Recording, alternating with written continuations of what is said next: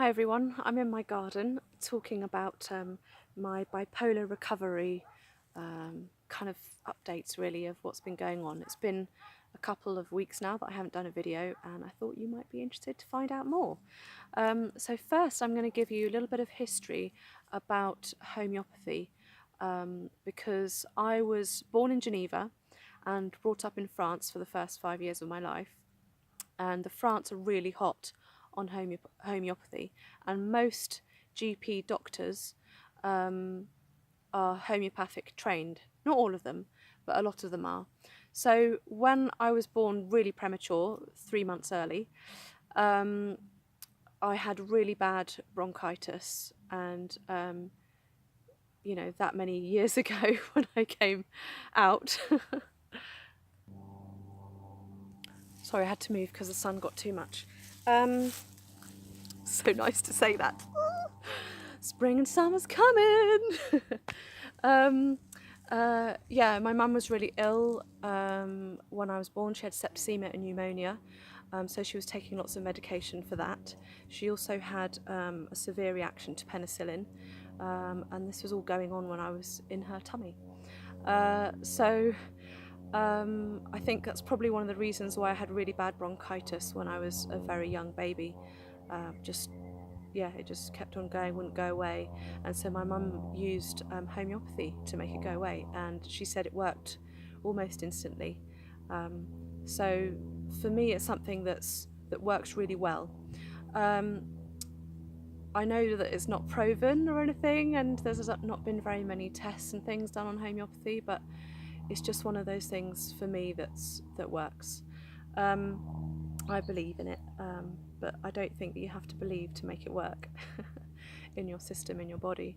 When I was 18, 19, I had really bad insomnia, and I went to my homeopath, and she gave me basically a really tiny amount of dopamine in the homeopathic remedy, and I just maybe took it about 3 times in the doses she gave me, and that started working straight away as well.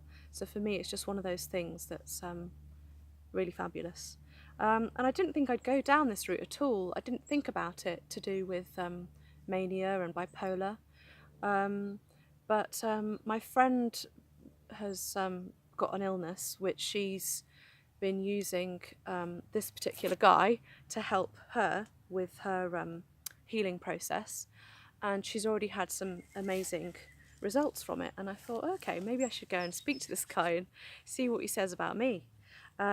So he's not a homeopath, but what he does is he gets plants from this local area in the Pyrenees in the south of France, and he makes tinctures. So they're kind of in water but kind of pure. So essential oils, I think, are kind of sometimes mixed with a bit of oil, but this is water based, and then you can just kind of put a couple of drops in water. So it's a bit like homeopathy, because you're diluting it loads, and you know, he'll tell you how many drops to have and how many times per day and when and all that kind of thing. So I might be moving on to that later, but for now he said do what I've told you, and I'll tell you what he's put on my list, and then come back to me afterwards. And he said, just in this time, observe what goes on in your body. So this is what I have. He's given me, see if you can see that. It's not very good writing, so I'll read it out. Ignatia Amara, it's called. And he says, buy it in a monodose in 7CH, 9CH, 15CH and 30CH. And they're kind of the different dosages. So that's what it looks like when you buy it in the pharmacy. And I literally take this whole vial in one go. And then you get the different dosages, you can see it there. So he said it was to do with the different planets. So on different days, like Monday for example is a certain planet, so he said take the 7CH on that day. Wednesday take the 9, on Friday take the 15, and then on Sunday take the 30. And so the different dilutions of this Ignatia will work on different parts of your system and your body. And he said, I think that for you, Friday is going to be the biggie and you'll notice the most change. And that's actually my birthday, so that's going to be interesting. Yeah, so I'm quite looking forward to this. And then I looked up Ignatia Amara, because what did he say to me? Basically, I haven't had a sit-down 2-hour session with this man, which I probably will do in the future. But from the kind of maybe 5 minutes that I spent with him 2 weeks ago, no, a week ago, he was able to kind of adapt this specific to me from what he'd learnt from those 5 minutes of conversation. And he checked his special homeopathic Bible, so he could give me the right thing for me. So anyway, this relates to grief, a kind of physical grief, a kind of grief where you can't breathe, where you have deep disappointment. I looked up and it also said that you have, it could be a very silent grief, so you keep it to yourself. It kind of brooding on it, holding on to it, I suppose. Inability to cry, unable to cry. But when you do cry, it can be a really kind of heavy cry where you sob. And sometimes for example, if you're in public and you can't cry, so you're kind of holding it in, you might sigh a lot. I wouldn't say that I sigh very much, but I know people that do, so maybe they need to take some of this.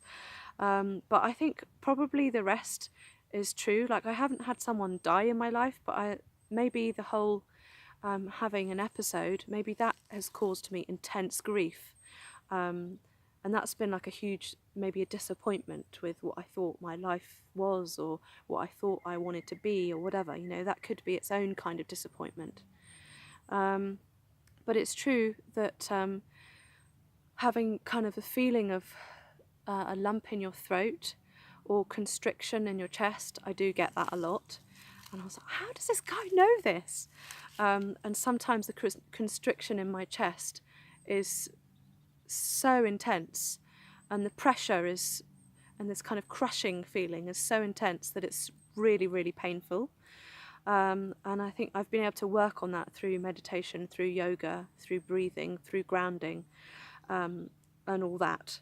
So it's interesting that this has come up just from this, one little Ignatia Amara. Also, people that need this can also have a lot of hiccuping, which I do get, and a kind of hiccuping that doesn't stop quickly. And sometimes I can get it for like half a day, and then it'll go away, and then it'll come back in the evening, and then sometimes I have it the next day as well. I haven't had it for a while, but it is something that happens to me. They also said that you're the kind of person that might be really a romantic, idealistic, which I know that a lot of Pisces are. So my birthday's March the 9th. And I know that, I'm pretty idealistic. And so they said also that you might put kind of all your emotional eggs in one basket. And I know that sometimes if I get like a strong idea for something, or that I can feel really passionate about something, and I'll drive forward for that in like a one-pointed way and until I get there, kind of thing. And it's quite hard to take me off track. So I'd say that is me. But I can change that if I want to or need to, or something can change off that route if I think of something specifically in my head. So all of that's quite interesting, really. So basically, tomorrow I won't be taking it because it's Sunday, but the next day I will start this regime, and I'll keep you posted. Basically, I'll be observing. I'll probably be taking notes because that's what I like to do in my little notebook, and kind of keep track and just see if there's any changes going on in my body, in my mind, physically, mentally, emotionally. See if it opens anything up. and I'll say thank you to Michel Borel. And afterwards I'll contact him. He lives in Irazin in the Ariège, so I can go to his house. And he says that he doesn't like to do the meetings after market because he likes to meditate and he likes to feel calm before he sees someone, which is understandable. So yeah, he's my kind of guy, I think. I'm excited and intrigued and interested to see where this goes. So yeah, please get in touch with me if you've done any homeopathy relating to anything mental health based. I'd love to hear more and find out, you know, what were you told to take and what's that relating to, and you know, how did that change you when you took it mentally, emotionally and physically. So I'll see you soon. Bye.